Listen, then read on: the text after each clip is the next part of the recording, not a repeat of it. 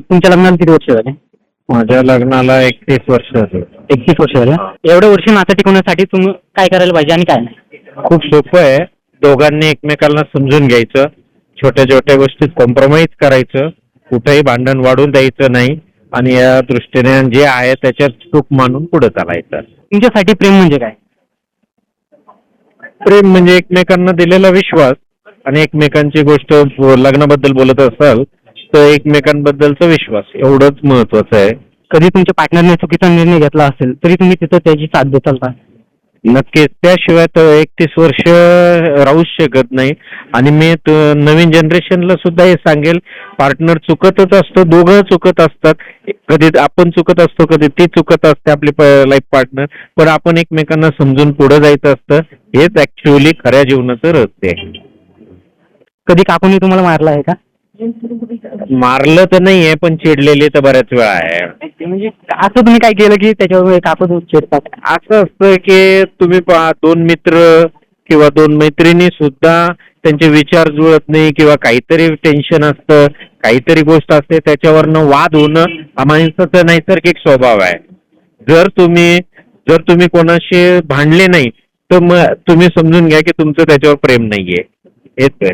रोज प्रेम व्यक्त करणं गरजेचं आहे का? तुम्हाला कंटिन्युटी ठेवावी लागेल.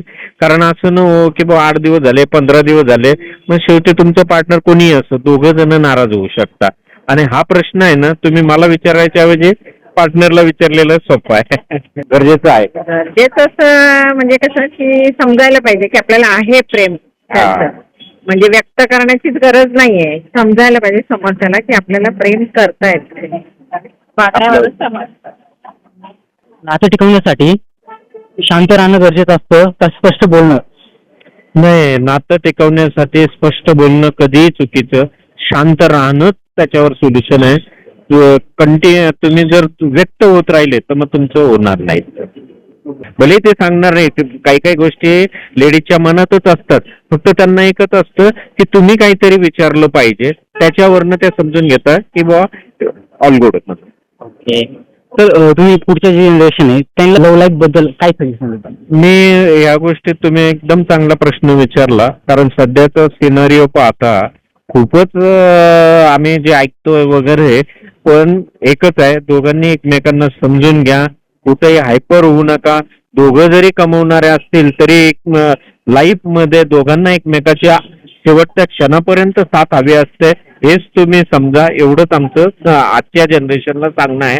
कारण माझ्याही मुलाचं आत्ताच 1 वर्षापूर्वीच लग्न झालंय आणि ते दोघं एकमेकांना समजून आतापर्यंत घेत आहे.